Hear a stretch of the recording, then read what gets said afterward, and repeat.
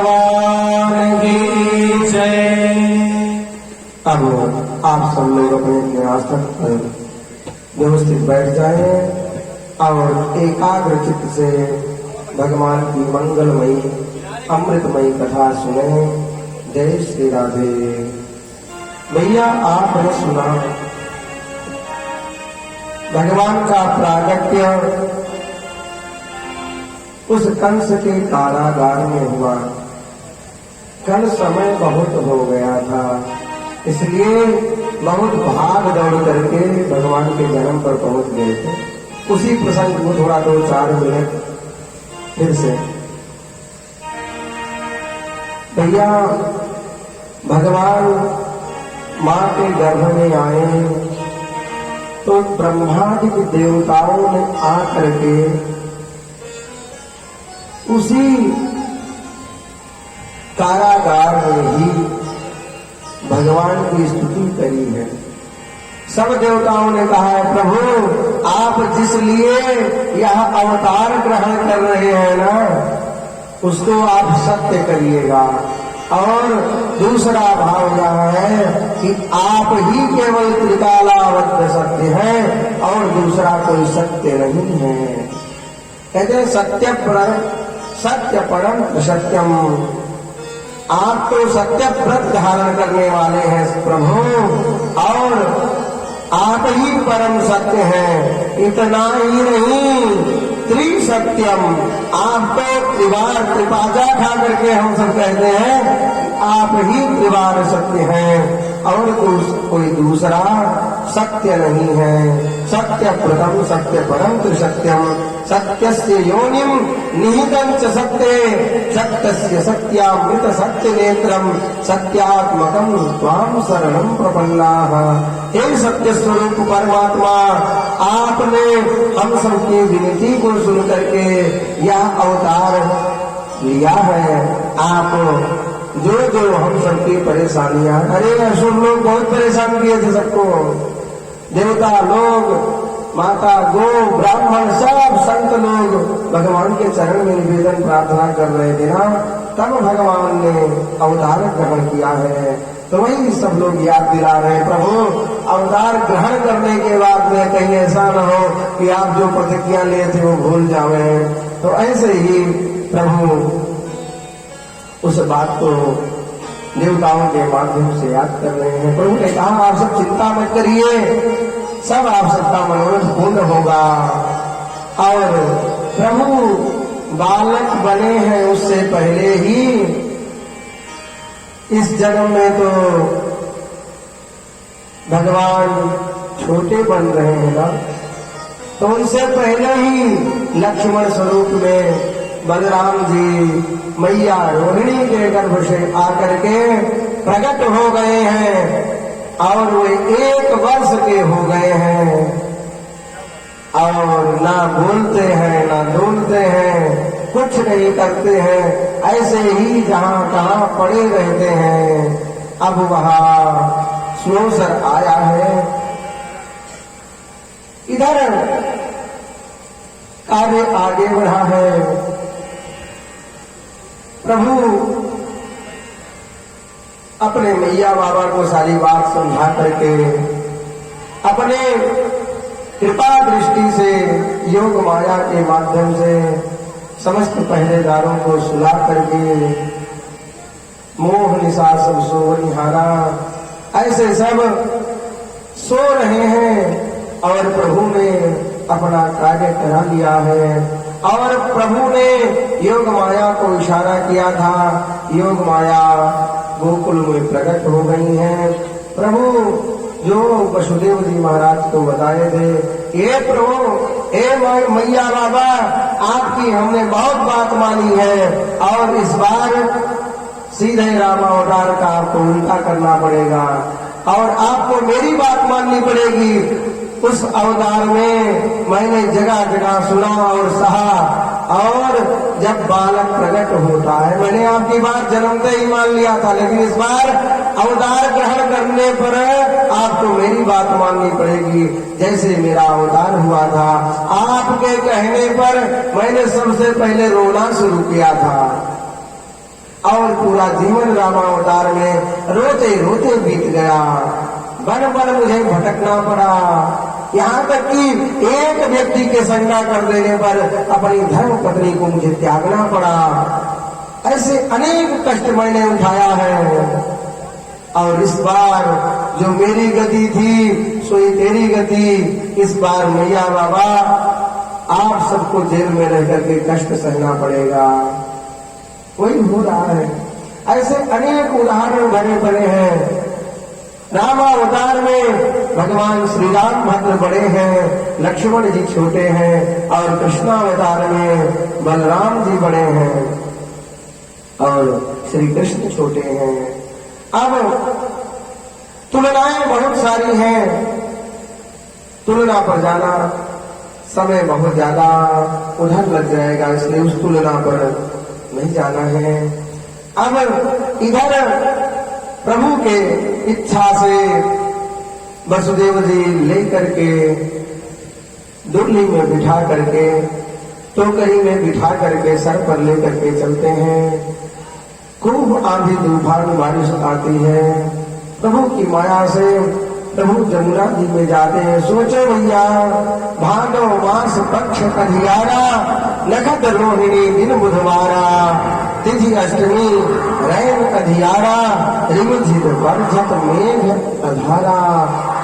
बहुत भयंकर बारिश हो रही है, और बारिश के दिनों में वैसे ही नदियां उफरा जाती हैं, उफान पर होती हैं। और इस स्थिति में वसुदेव जी लेकर के बालक को चले हैं, और जमुना मैया बहुत गहरी है, बहुत पानी है, धीरे धीरे वो बढ़ने लगी है। प्रभु ने अपने चरण का स्पर्श कराया है, वह नीचे चली गई है। वसुदेव जी महाराज गोकुल में ले जाते हैं, और भगवान कृष्ण को वहां पर पधरवा देते हैं। और जो योग माया थी, जो वहां पर मैया के गर्भ से प्रकट हुई थी, वे हाथ बढ़ा करके खिलखिला करके हंसती है, और उनको ज्ञात नहीं था बाबा को। बाबा ने लिया और उस कन्या को लेकर के पुनः यहाँ आ जाते हैं। समय बीतता है और प्रातः काल होता है। मैया की नींद भंग होती है, मैया सोचती है कुछ तो हुआ है, ऐसा कुछ लग रहा है। इतने में नंद बाबा की जो बहन थी वो आ करके देखती है, और उन्होंने सब तरफ बता दिया। और इधर योग माया ने कंस को लात मारा था, और कंस को सूचना दे दी थी कि जो तू इतना अधम नीच, जो तू सोच रहा था ना, वहां तो सब हो चुका है। तुझे मारने वाला इस ब्रजमंडल में प्रकट हो चुका है। उसने बड़ी शर्मिंदगी से सोचा कि जो जो मुझसे बन पड़ा मैंने वह दिया, लेकिन तब भी काल गति कैसी है, सब कैसे होता है, उसने विचार किया है। और उसने अपने सैनिकों को आदेश दे दिया है। कंस के आदेश पर सभा होती है, और उस सभा में सब लोग आपस में चर्चा कर रहे हैं, और इधर बालक उत्पन्न हुआ है, इसकी खुशी सब लोग मना रहे हैं। और भैया उधर सभा में यह निर्णय हुआ, इधर सभा में निर्णय हुआ कि आप सब जाओ, जितने भी 1 महीने के बालक इस ब्रजमंडल में पैदा हुए हैं, सबको मार मार करके समाप्त कर दो। अब ऐसा उस सभा में हुआ। वहीं पर बैठी हुई पूतना, उन्होंने कहा महाराज आपका इस सारे राज्य में अपयश फैल जाएगा, और ऐसा आप न करें, मेरे ऊपर विश्वास करें, मुझे भी एक अवसर दे। मेरे अंदर ऐसी कला है कि मैं धीरे से अपने स्वरूप को बदल करके जाऊंगी, और कालकूट के समान कालकूट के समान विष को पिला करके सब बालकों को मार दूंगी, ज्यादा समय नहीं लगेगा और आपकी मान प्रतिष्ठा भी बची रहेगी। इधर से पूतना निकलती हैं और वे धीरे धीरे सब तरफ जाती हैं, बालकों को खोजती हैं और इस तरफ सब लोग आनंद मनाते हैं। कैसे आनंद मनाते हैं सुनते हैं। नंदस्त्वात्मज उत्पन्ने जाता निभागो महात्मनाः आहूय विप्रान वेद ज्ञान स्नातः सुचिर अलंकृता। कहते हैं जब नंद बाबा ने सुना कि हमारे यहाँ बालक का जन्म हो गया, तब सब लोग आनंद से नाचने लग गए। सब लोगों ने ब्राह्मणों को बुलाया और ब्राह्मण नहीं बुलाए। कहते हैं आहूय विप्रान वेद ज्ञान, सामान्य ब्राह्मण को नहीं बुलाया, जो वेद शास्त्र को विधिवत अध्ययन करके बैठे हुए हैं, जो परंपरागत ज्ञान प्राप्त करके आए हुए हैं, ऐसे ब्राह्मणों को उन्होंने बुलाया है। आहूय विप्रान वेद ज्ञान, बड़े बड़े वैदिकों को बुलाया है। स्नाता सुचिर अलंकृता, और स्नान करके सुंदर वस्त्र आभूषण को धारण किया है। अब क्या करना है? दान करना है महाराज। नंद बाबा ने उनके यहाँ जो कोषागार था, सब तरफ से सब कोषागार को फ्री कर दिया और इधर मैया भी अपने सारे खजाने खोल करके और लुटाना शुरू कर दिया। कैसे लुटाते हैं? किसको दान देना चाहिए? अदत्त दाना भवदे दरिद्रो हो, जो दान लेने लायक नहीं है, जो ब्राह्मण संध्या गायत्री आदि से हीन होता है, उसको दान देने पर पाप लगता है, पुण्य नहीं मिलता है।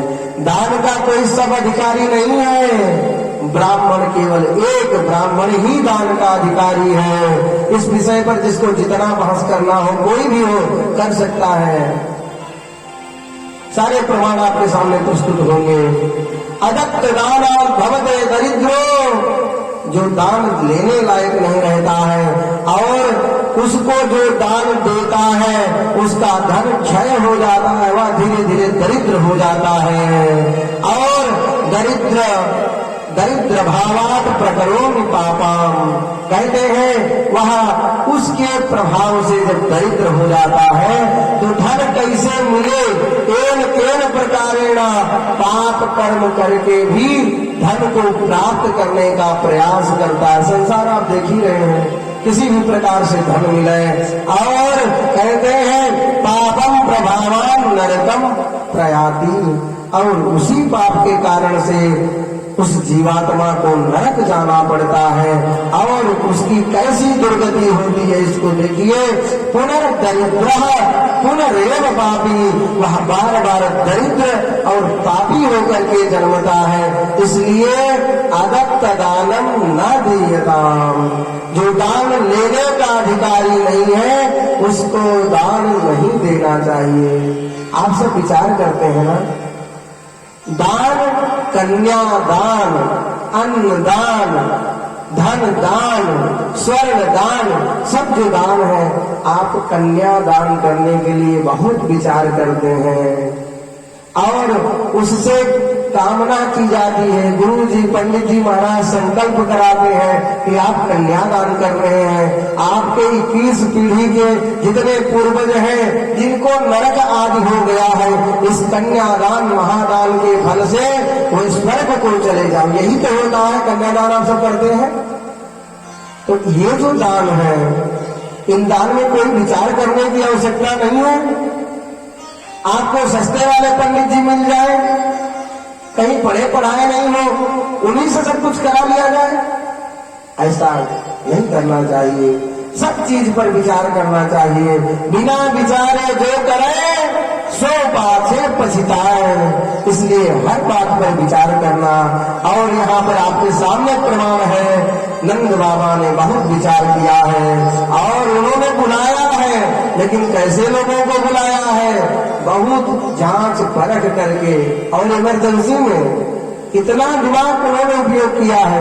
पहली बात तो बुढ़े हो गए 80-90 वर्ष के, और उन समय में उनको बालक हुआ है, और ऐसे आनंद के समय में भी उन्होंने शास्त्र का इतना विचार किया है।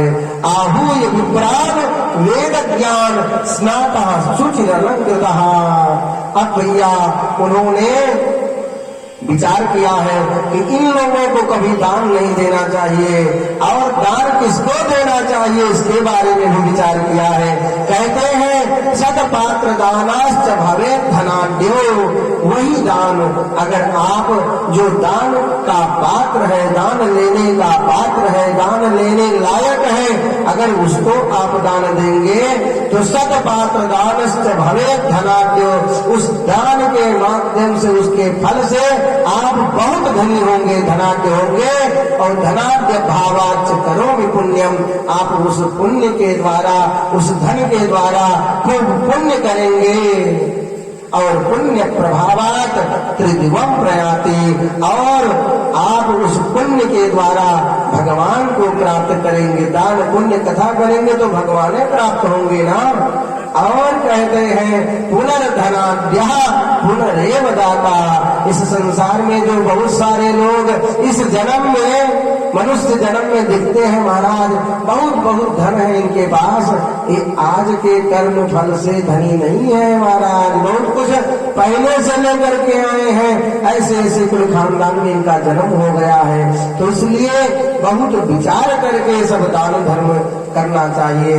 और दान की महिमा है, न्यौछावर की बात नहीं है। न्यौछावर किसी को दो, उससे कोई फर्क नहीं पड़ता है, उसका कुछ पुण्य मिलता है, सामान्य सा वह मिलता रहेगा। कहते हैं याचका नहीं याचन्ति बोधयन्ति गृहे गृहे। भीख मांगने वाले याचक लोग वो भीख नहीं मांगते महाराज, वो बताते हैं घर घर घूम करके। क्या बताते हैं? याचका नहीं याचन्ते बोधयन्ति गृहे गृहे। वो ड्यूटी करते हैं भगवान की दी हुई, और क्या ड्यूटी करते हैं? दीयताम नित्या मदातुर गत्तुमर्हसि। हे दाताओं, दे डालो, दान धर्म कर डालो, नहीं तो अंतिम में क्या होगा? जो हमारी गति है यही गति तुम्हारी होगी। इसलिए तुम दान करो, न्यौछावर दो। ऐसा सब दिव्य दिव्य भाव है भैया। अब प्रभु ने अवतार ग्रहण किया है, और सब जगह दिव्य ढोल मजीरे बज रहे हैं, सब जगह बधाई हो रही है। वहां के नगरवासी आ रहे हैं, कोई टोपी ला रहा है, कोई खिलौना ला रहा है, और कोई बढ़िया बढ़िया खाने की सामग्री ला रहा है, और कोई वस्त्र ला रहा है, कोई आभूषण भेंट ला रहा है। सब लोग जिसके पास जैसा सामर्थ्य है, रुपया पैसा धन लेकर के रानी को, महारानी को भेंट करने के लिए आ रहे हैं।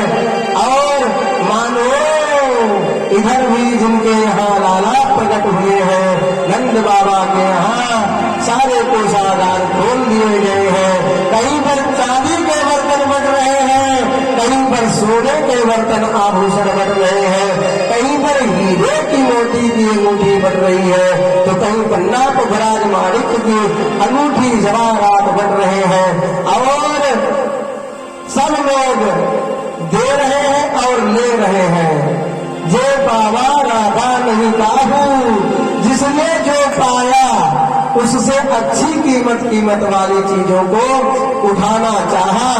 देखते हैं महाराज इस द्वार पर चांदी के पात्र आभूषण मिल रहे थे, उन्होंने लिया था, और घूम करके जाते हैं दूसरे दरवाजे की तरफ। वहां 4 द्वार हैं, नंद महल में 4 द्वार हैं, दूसरे द्वार पर सोने का मिलता है, जिसको जैसा लिया था वैसे ही पटक देते हैं, और दूसरे द्वार पर जाकर के वहां उठाते हैं।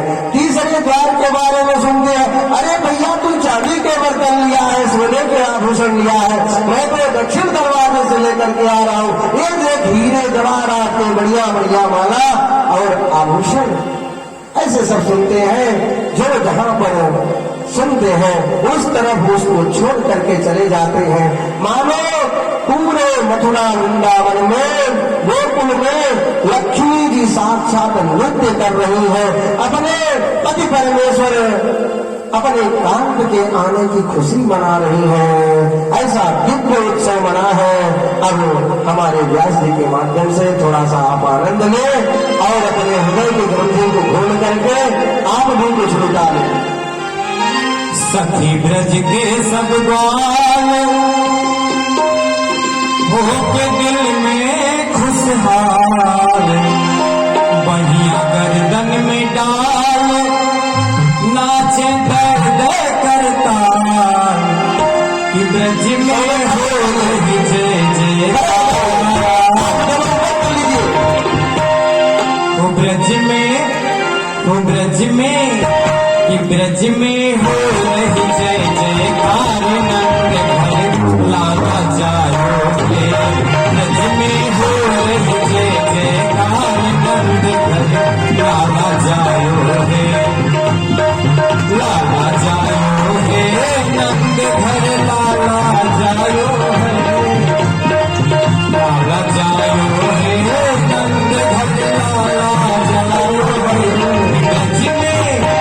ब्रज में बोले बाकी बिहारी लाल की, ब्रज में हो रही जय जयकार, नंद घर लागा जायो रे। ब्रज में हो रही जय जयकार, नंद घर लागा जायो रे।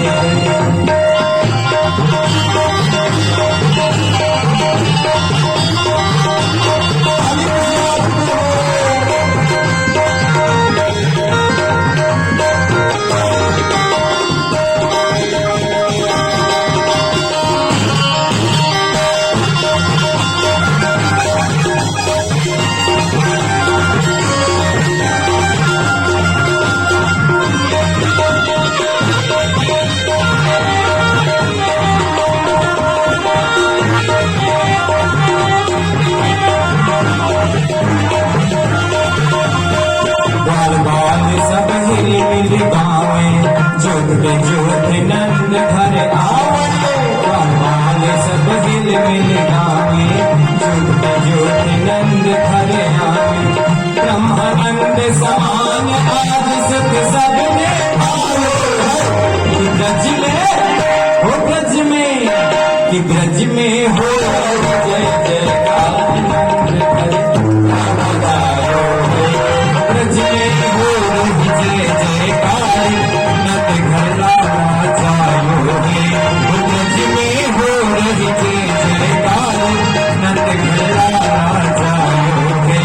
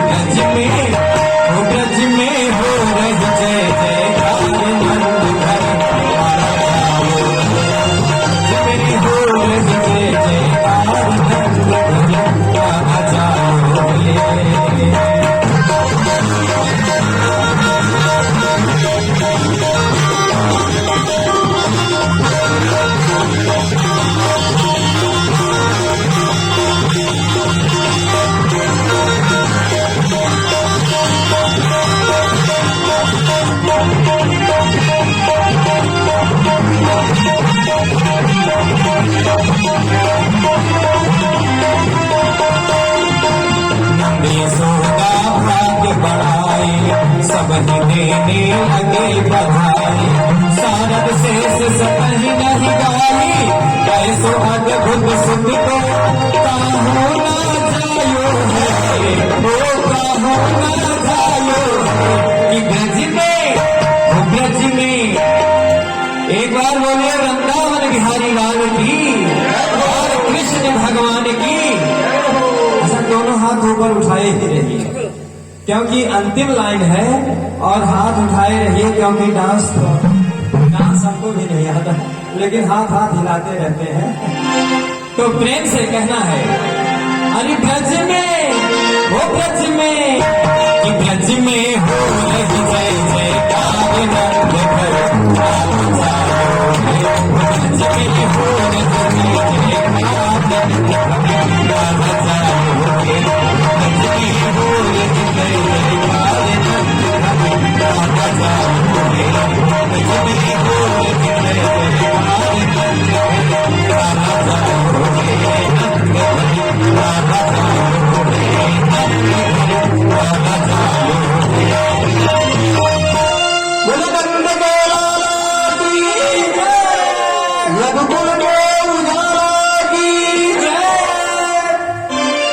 अब आप सब बैठ जाइए।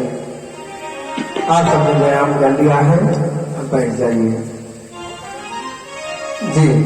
अब सब लोगों ने मिलकर के बढ़िया से भगवान का जन्म मनाया है। जायो यशोदा जी ने लल्ला मोहल्ला में हल्ला सो मच गया। जब हल्ला मचा तो केवल मोहल्ले में ही नहीं मचा, महाराज बाजने नाचत नारी और हंस हंस देख नंद को गारी। सब लोग नंद जी को गरिया रहे हैं कि इसने बुढ़ापे में कमाल किया है। और नारदादि सनकाद मुनीषा कौतुक लखत फिरत अज ईसा। सब देवी देवता लोग आसमान से पुष्प दृष्टि किए हैं। सब लोगों ने आनंद मंगल गाया है। खूब दिव्य भगवान का जन्मोत्सव मना है। और उसी में से कुछ भक्तों ने नंद लाला प्रकट भय आज बिरज में लडुआ बटे, ऐसे सब कुछ खूब बट रहा है। सब लोग पा करके आनंदित हो रहे हैं। और यहाँ भी कल बटाई था खूब, आज सब भी पा करके आनंदित हुए थे।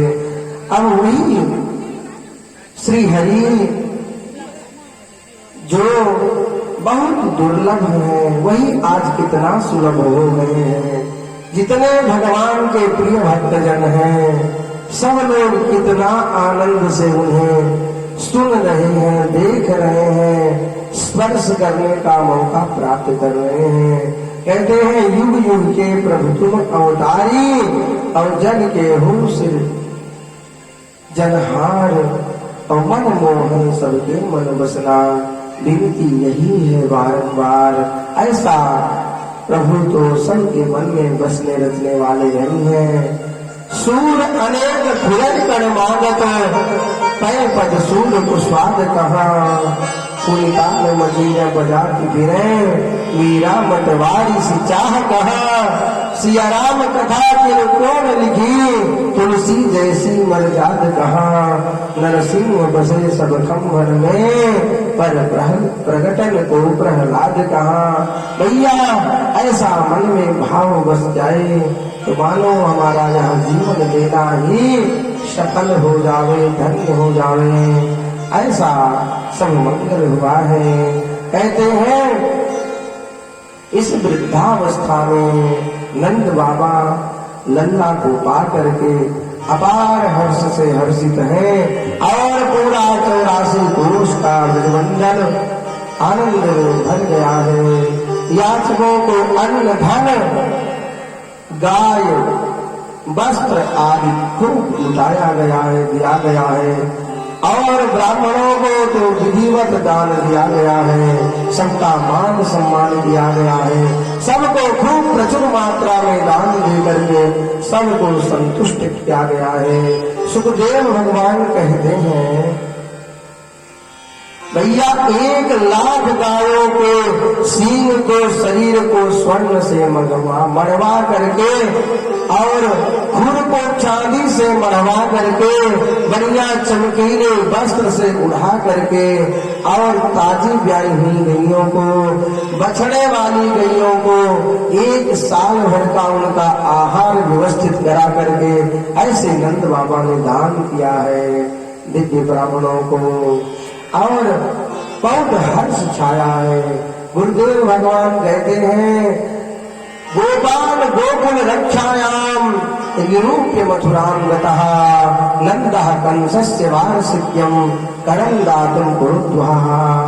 और कुछ ही दिन में ऐसा समय आ गया, गोपों को ब्रज की रक्षा का भार सौंप करके कंस को वार्षिक कर देने के लिए, वार्षिक कर का मतलब टैक्स देने के लिए मथुरा गए हैं और कंस को कर दे करके कारागार में रह रहे वसुदेव जी से मिलने गए हैं। उनको अपने यहाँ पुत्र हुआ है ऐसा समाचार बतलाया है। सुखदेव जी महाराज बड़े आनंदित होकर के सुना रहे हैं। कहते हैं, वसुदेव जी ने नंद लाला से कहा, नंद राय जी, आपकी इस अवस्था में पुत्र हुआ है, यह तो बड़े ही हर्ष की बात है। आपका पुत्र चिरायु हो, चिरंजीवी हो, शतायु हो, ऐसा आशीर्वाद दिया है। दूसरी प्रसन्नता की बात है कि हम और आप एक दूसरे के से बहुत दूर हो गए हैं, बिछुट गए हैं, और आज दोनों प्रेमी हम मिल रहे हैं। इस संसार में प्रेमियों का मिलना तो दुर्लभ बताया गया है। उपलब्धो भगवान विद्या दुर्लभम प्रिय दर्शनम। भगवान की बहुत बड़ी कृपा होती है जो प्रेमी लोग आपस में बिछड़ जाए, पुनः वो मिले। तो इसके पश्चात रोहिणी गोप ग्वालों की कुशल क्षेम के बारे में नंदराय जी ने पूछा है। आपस में सब हर समाचार हुआ है।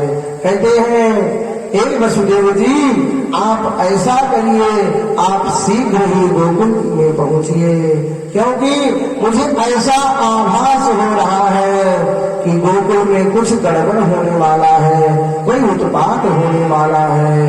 नंद जीवात्मा के स्वरूप में है, मथुरा देह के स्वरूप में है, और गोकुल इस शरीर का हृदय है, ऐसा भाव दे रहे हैं। कहते हैं, जब नंद रूपी जीवात्मा हृदय रूपी गोकुल को छोड़ करके देह रूपी मथुरा में जाएगा, तभी तो उत्पात रूपी पूतना वहां उत्पात करेगी। ऐसे सब कह करके समझाते हैं। सुखदेव भगवान कहते हैं, कंसेन प्रसिता घोड़ा पूतना बाल घातिनी शिशुश्चरार मूर्धंती उड़क जाओ प्रजातिषु।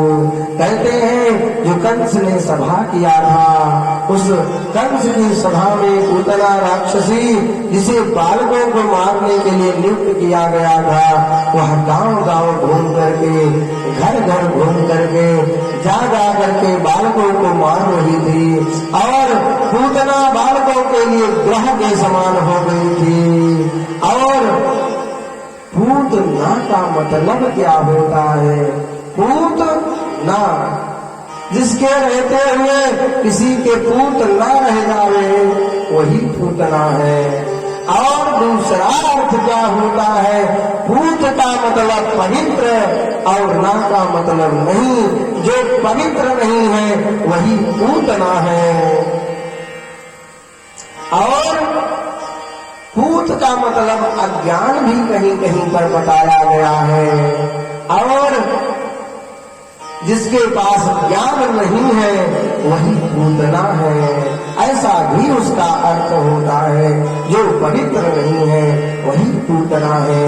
अब पूतना बहुत आकर्षक रूप बना करके नंद बाबा के द्वार पर आई है, और सीधे अपना सुंदरी का वेश बना करके जहाँ पर लाला है उधर ही प्रवेश कर गई है घर में। यशोदा और रोहिणी ने चाह करके भी उसका विरोध नहीं किया।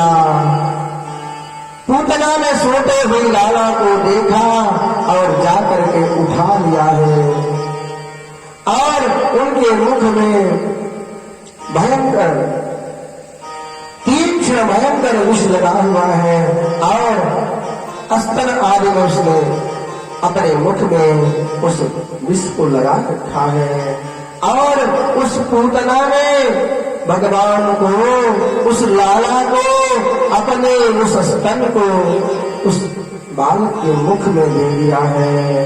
बालक बने गोविंद ने पूतना को देख करके अपने नेत्र को बंद कर लिया है। कहते हैं भैया लाला ने नेत्र क्यों बंद किया? आप भगवान ने नेत्र इसलिए बंद किया क्योंकि भगवान का नाम दया सिंधु, भक्त वत्सल, करुणा सिंधु है और जो पूतना अपने मन को इस प्रकार से बना करके आ रही है, अगर भगवान की दृष्टि उस पर पड़ती तो वहां पवित्राणाम पवित्रमियो मंगलानाम च मंगलम, जो पवित्र को भी पवित्रता प्रदान करने वाले आनंद मंगल भगवान हैं, उनकी दृष्टि पड़ती तो उसके भाव पवित्र हो जाते और जो करने के लिए वह आई थी वह लीला बिगड़ जाती। इसलिए प्रभु ने आंख बंद कर लिया। दूसरे गुरुजन स्मरण करते हैं कि भगवान ने इसलिए नेत्र बंद कर लिया कि अभी तो हम अवतार लेकर के आए हैं और अपने इस जीवन का कोई पहला कार्य करने जा रहे हैं, इसलिए प्रभु को, श्री हरि को स्मरण कर लिया जाए, इसलिए प्रभु ने आंख बंद कर लिया। दूसरे गुरुदेव स्मरण करते हैं, वो भाव प्रकट करते हैं कि पूतना विष पिलाने के लिए आई है और प्रभु अभी छोटे से बालक के रूप में है और वह नेत्र बंद करके कहते हैं भोलेनाथ या मुझे विष पिलाने आई है, लेकिन इसने पहले उस अवतार में बलि की पुत्री के रूप में इसने पहले आशीर्वाद वरदान चाहा था कि मैं इसका बालक बन करके इसके गर्भ से प्रकट हूँ और मैंने इसको आशीर्वाद दिया था।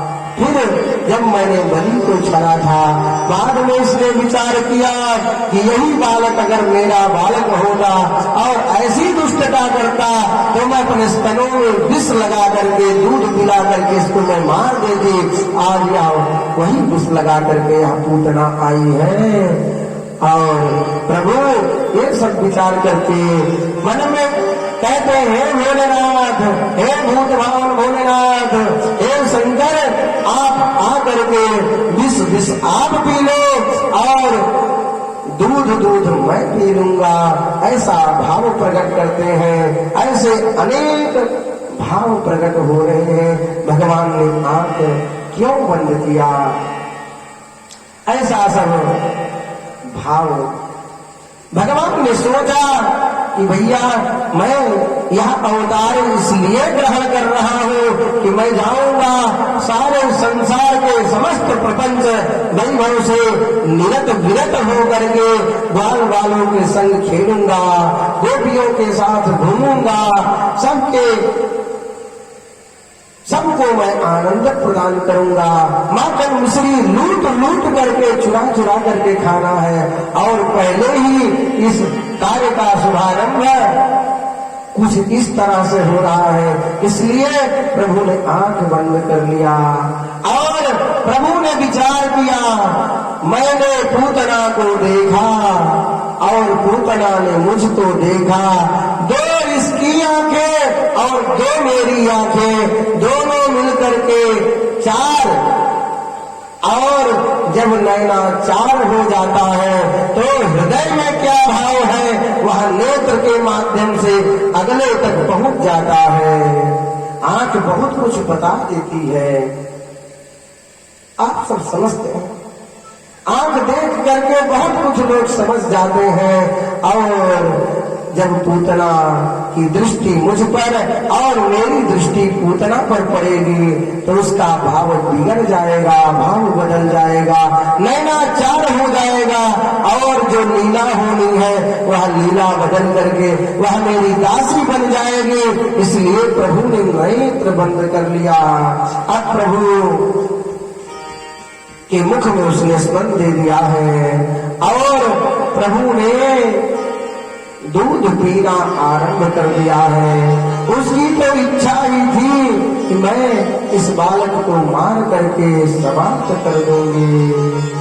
अब उसने बालक को गोद में उठाया ही था, स्तन दिया ही था। अब सब नाट रिश्तेदार देखते हैं,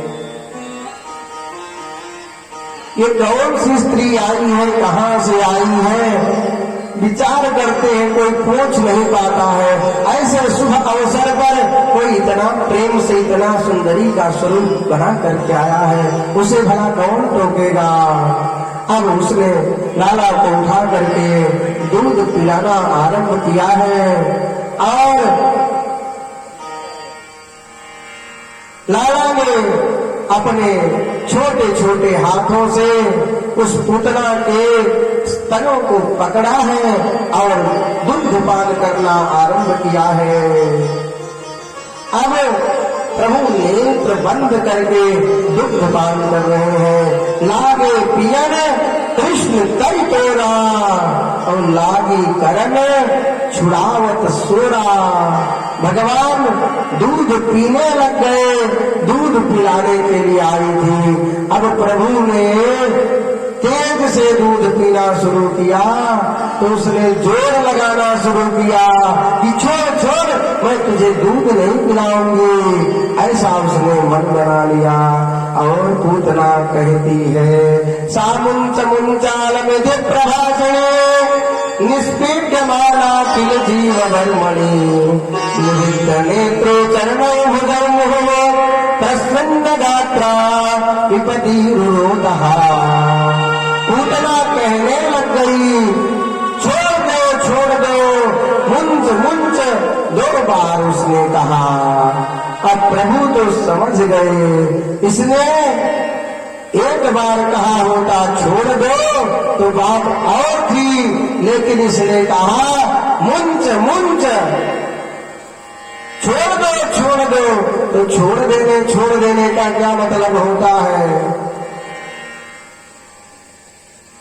तो प्रभु ने उसके मर्म स्थल को, स्तन को पकड़ करके दुग्धपान कर रहे थे प्रभु, और तेज से प्रभु पकड़ते हैं। अब और तेज से पकड़ करके पीने लग जाते हैं। उसको दर्द शुरू होता है, मानो उसके शरीर की एक एक नसें नड़े फट रही हैं।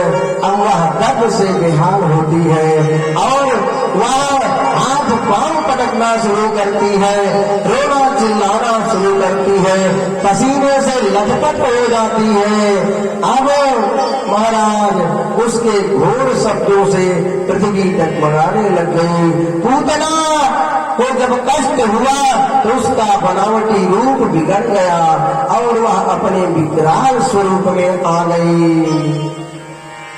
अब वहां लेकर के बालक को ढकी है।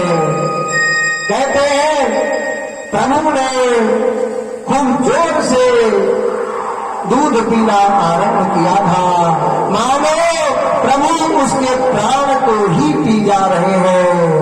और उसके प्राण को पीते हुए प्रभु ने दिव्य लीला करी है, उसके प्राण को प्रभु ने पी लिया है। और वह पूतना 6 कोस लंबी चौड़ी नगर से बाहर भाग करके गई है, और उसका प्राण प्रभु ने पी लिया है, और वह धड़ाम से धरती पर गिरी है। मानो उसने कहा था ना, मुंच मुंच, मतलब छोड़ दो। कहां से छोड़ दे, क्यों छोड़ दे, मतलब इस संसार सागर की भवा तभी से छोड़ो, पहले हाथ छोड़ो, पहले हाथ छोड़ो जो पकड़ करके पी रहे हो इस संसार सागर के भवा तभी नरक आदि इस भव बंधन से छोड़ दो और मुझे अपना धाम प्रदान करो, ऐसा भाव है। और प्रभु ने उसके प्राण को पी करके उसको परलोक प्रदान कर दिया है और उसको मुक्ति प्रदान कर दी है। अब भगवान ने विचार किया जब पूतना ने कहा, अरे पूतना, पहले तो मैं किसी को पकड़ता नहीं हूँ, अगर मैं किसी को पकड़ता हूँ तो उसको ऐसा जकड़ता हूँ कि मैं छोड़ता नहीं हूँ, तब तक नहीं छोड़ता हूँ जब तक अपना धाम न प्रदान कर दो, तब तक नहीं छोड़ता हूँ। ऐसे पूतना ने निवेदन किया है। पूतमानो विदग्धे है त्रिगभूत्य दुरात्मनान चूर्णयामास राजेंद्रा दहदासी तमभूतम। कहते हैं राजन, पूतना के शरीर के गिरते समय बहुत आश्चर्य हुआ और उसके शरीर के नीचे 6 कोस तक बहुत बड़े बड़े पेड़ पौधे जो सब थे वो दब करके टूट करके चकनाचूर हो गए। ऐसी भयानक शरीर थी पूतना की और वहाँ जो भयानक शब्द हुआ था समस्त नगर के लोग डर गए और सब लोग इधर उधर भागने लग गए। कहाँ से कैसी आवाज आई है, इधर मैया भी चौंक गई है और उन्होंने लाला को खोजना आरंभ किया है। रोहिणी, गोपी, ग्वाल बाल सब लोग चीखते पुकारते भागे हैं कि लाला तो पालने में नहीं है। अब सब नगरवासी नगर के बाहर आए हैं, सब तरफ दौड़ दौड़ करके देखना चाहा है। दूर से पहाड़ जैसी पूतना दिखी है, सबकी दृष्टि उसके ऊपर गई है। सब लोगों ने देखा है, अरे भयानक विशालकाय राक्षसी बड़ी है, उसके तरफ सब बढ़ी है। अब महाराज उसकी जो अंगुली थी वो बड़े बड़े पुल के समान अंगुली दिखाई पड़ती थी और जो उसके बाल थे मानो बड़े बड़े बरगद के वृक्ष जैसे उसमें से लता पता निकलती है, ऐसे मोटे मोटे एक एक बाल दिख रहे हैं। और उसके जो नाक है वो बहुत बड़े कुएं के समान, काल कोठरी के समान कुएं के समान दिख रहे हैं। सब लोग नीचे से देख रहे हैं। कान तो उसके बहुत बड़े तालाब के समान दिख रहे हैं। सब लोग ऐसे दर्शन कर रहे हैं और जो उसके शरीर के स्तन है वो हिमालय के समान ऊंचे चोटियों के समान दिखाई पड़ रहे हैं। ऐसे जो उसका पेट है वो बहुत बड़े पर्वत के समान दिखाई पड़ रहा है और जो उसकी नाभि है मानो बहुत बड़ा कुंड दिखाई पड़ रहा हो। इस प्रकार से गुरुदेव भगवान ने वर्णन किया है। कहते हैं जो उसकी आंखें हैं वो बहुत विशाल तालाब के समान दिखाई पड़ रही है और कान कंदरा के समान दिखाई पड़ रहे हैं और जो उसके हाथ हैं वो बहुत विशाल नदियों के समान दिखाई पड़ रहे हैं। ऐसे सब उसके शरीर को देख देख करके आनंदित हो रहे हैं और सब लोगों ने लाला को खोजना आरंभ किया है। भैया लाला को कहीं दिखाई नहीं पड़ रहा है। अब कुछ देर सब लोगों ने खोजा है। अब प्रभु ने कहा हम ही अपना एड्रेस पता बता दे, हम कहाँ है। प्रभु तो उसका स्तनपान कर रहे थे। जब पूतना गिरने लगी तो प्रभु ने उसके स्तन को छोड़ दिया है और धीरे से उसके कुंड के समान नाभि के तरफ फिसल गए हैं। नाभि में प्रभु घुस गए हैं और वहीं से कहाँ की आवाज लगाई है। सबने सुना है लाला सुरक्षित है, कहीं लाला के रोने की आवाज आ रही है। अब सब लोगों ने चढ़ने का प्रयास किया। ग्वाल वालों ने खूब लंबी लंबी सीढ़ी लाई है। सब लोग हाथ के पास अंगुलियों के सहारे चढ़ने का प्रयास किया है। सब लोग फिसल करके गिर जाते हैं। उसी में किसी बूढ़े बाबा ने युक्ति बताई है, अरे बेटा जो इसका बाल इतना बड़ा बड़ा है ना इसको खूब दूर तक रस्ते की तरह घसीटते लेकर के जाओ और उस दिशा से अंगुली पर चढ़ो, फिर धीरे धीरे उसी बाल के सहारे नाभि तक जाना, लाला को निकाल लेना। अब बाल बाल गए हैं और लाला को प्रेम पूर्वक वहां से सबको सूचना दी है, लाला मेरा सुरक्षित है, और लाला को उठा करके बाहर लाया है। अब भैया लाला को पा करके समस्त नगरवासी बहुत खुश हुए हैं और मैया ने गोपाल का, उस बालक का पहले सबसे पहले पंचगव्य से उनका उतारा किया है, गाय के पूंछ से उनकी नजर और उनका उतारा किया है और पुनः ब्राह्मणों को बुलाया है और फिर से घर पर पुण्याह वाचन आदि कराया है। और इससे पहले ही जब भगवान का जात कर्म, भगवान अवतार लिए थे, जन्म लिए थे, तो विधिवत जात कर्म संस्कार कराया था, नांदी श्राद्ध आदि कराया था, सब कुछ विधिवत हुआ था। और सबको बहुत विश्वास है मेरे लाला का विधिवत जो संस्कार सनातन धर्म में बतलाया गया है वह संस्कार हुआ था, हमने इतना दान धर्म किया था, इसीलिए हमारा लाला सुरक्षित है। नहीं तो ये जो पूतना है, ये राक्षसी है, ये 6 कोष की राक्षसी और 6 वित्ते का हमारा लाला कहाँ से सुरक्षित हो सकता था। और सबने खूब खूब भगवान का शुक्रिया अदा किया है, भगवान ने बड़ी कृपा की, हमारा लाला सुरक्षित है। सबने पुनः आनंद मंगल कराया है। अब प्रसंग आगे बढ़ा भैया, भगवान ने पूतना का प्राण पी लिया और पूतना जब मर गई तो उसको कहाँ मिला।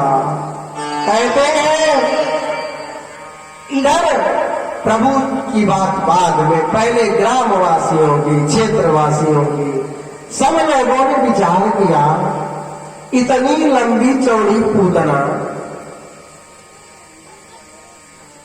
हम अगर इसका कोई उपाय नहीं किए तब तो यहाँ मर तो गई ही है, आगे 1-2 दिन में, 4 दिन में सड़ जाएगी, तो पूरे नगर में दुर्गंधी फैल जाएगी और तरह तरह की बीमारियां फैलने लगेंगी उस गंदगी के कारण। अब इसका कुछ करना चाहिए। और सब लोगों ने विचार किया है और जिसके पास जो अस्त्र था सबने अपना अस्त्र उठाया है और पूतना के शरीर को टुकड़े टुकड़े करके एकत्रित कर दिया है उस स्थान पर। और सब लोगों ने सूखे वृक्ष आदि को एकत्रित करके उनका दाह संस्कार किया है। सब लोगों ने सोचा था पूतना का जब संस्कार होगा, दाह संस्कार किया जाएगा, तो ये राक्षसी जब जलेगी, दाह संस्कार होगा, इसकी अंत्येष्टि होगी, महाराज बहुत दुर्गंधी छाएगी। और आप सब देखते हैं सामान्य से मनुष्य का, जीवात्मा का दाह संस्कार होता है, कितना दुर्गंधी आती है महाराज, चिपराई बहुत गिनात है। और इतनी लंबी चौड़ी पूतना का जब दाह संस्कार होगा तो कितना बदबू आएगी, हम सब रह नहीं पाएंगे। आज वही समय आया है, पूतना को सब लोगों ने मुखाग्नि दी है और पूतना धूल धूल करके जल करके समाप्त हुई है। महाराज बिना कुछ डाले मानो उसमें पंचफोरन घी, करायल, चंदन की लकड़ी, दिव्य दिव्य धूप आदि से उसका संस्कार किया गया हो। पूरे ब्रजमंडल में ऐसे सुगंधी छा गई है। और इस बात को सुन करके परीक्षित जी महाराज ने गुरुदेव भगवान से पूछा है, गुरुदेव ऐसी पूतना काम ऐसा गलत और उसके दाह संस्कार में इतना सुगंधी फैल जावे, इसका क्या मतलब है, ऐसा क्यों हुआ है। अब गुरुदेव भगवान ने कह करके सुनाया है, हे परीक्षित,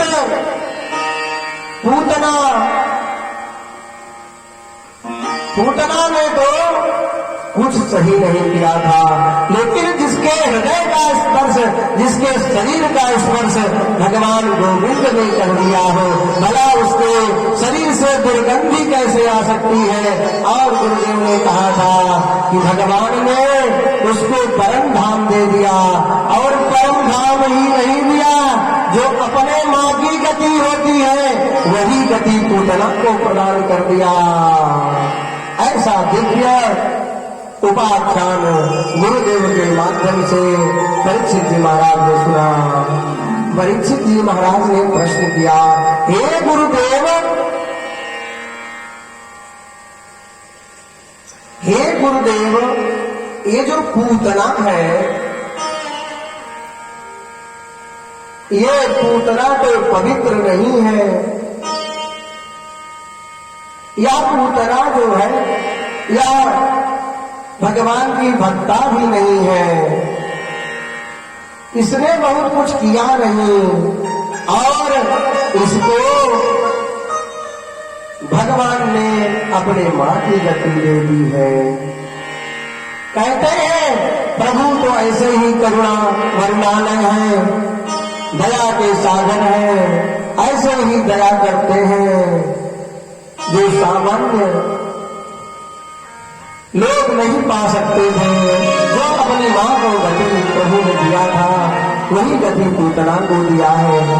कहते हैं इसके पास ऐसा कौन सा गुण था जो प्रभु इसको अपनी मां की गति प्रदान किए हैं। अगर सांसारिक दृष्टि से ध्यान किया जाए, आप सब निगाह मेरी तरफ कीजिए। कल्याण किससे होता है?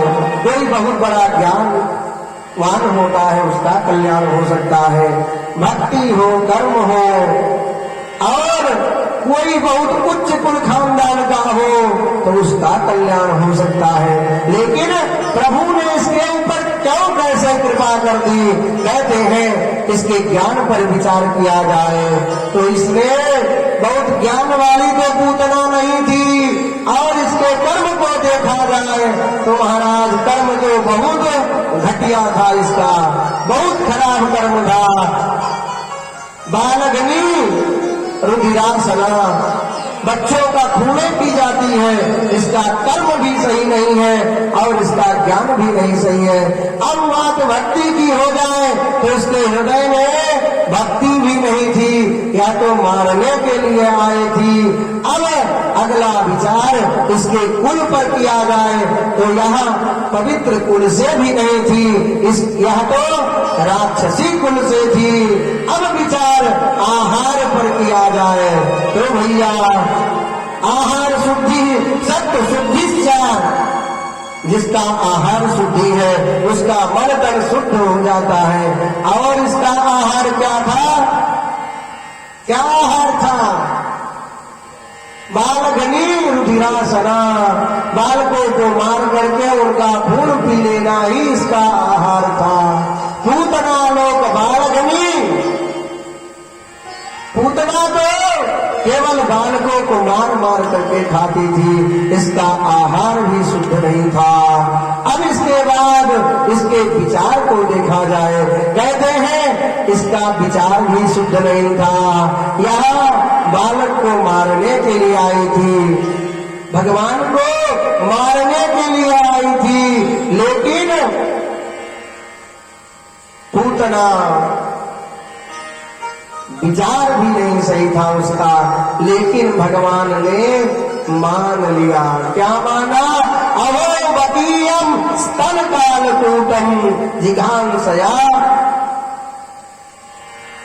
वो मारने के लिए आई थी सही है, लेकिन उसने जो कर्म किया है वह मां का कर्म किया है, वह मुझे दूध पिलाने के लिए आई थी, ऐसा भगवान ने माना और उसका उद्धार कर दिया है।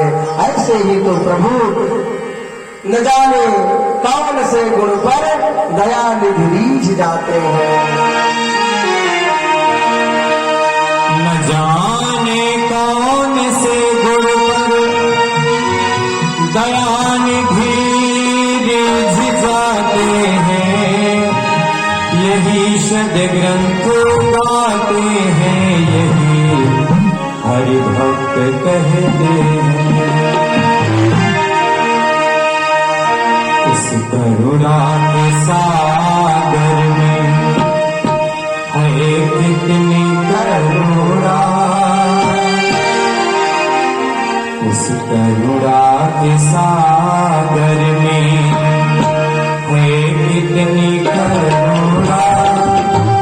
जाकर सुनामा भिखारी से पूछो, करुणा के सागर में है कितनी करुणा।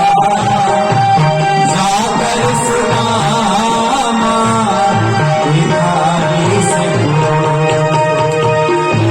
करुणा के सागर में।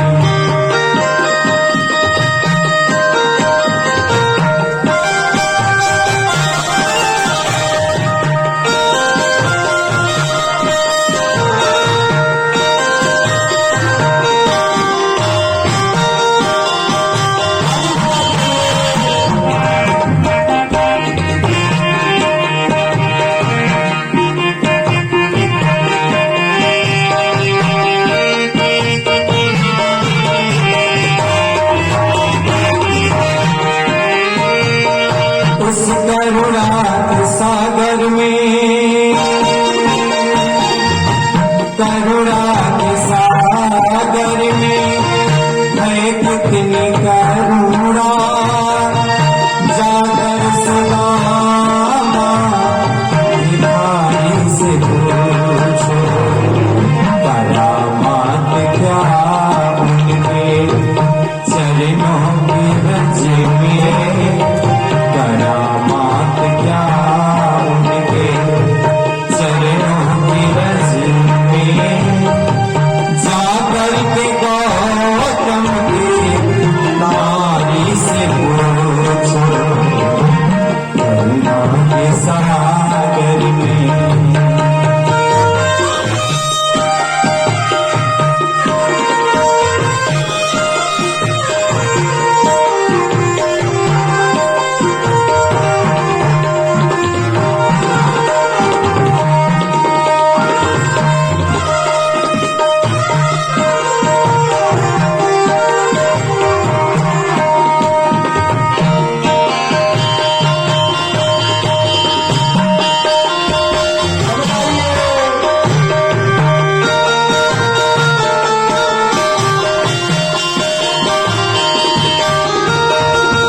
कृपा कितनों कर लेते हैं शरणागतों की, बता सकते हैं या मिलेंगे विभीषण।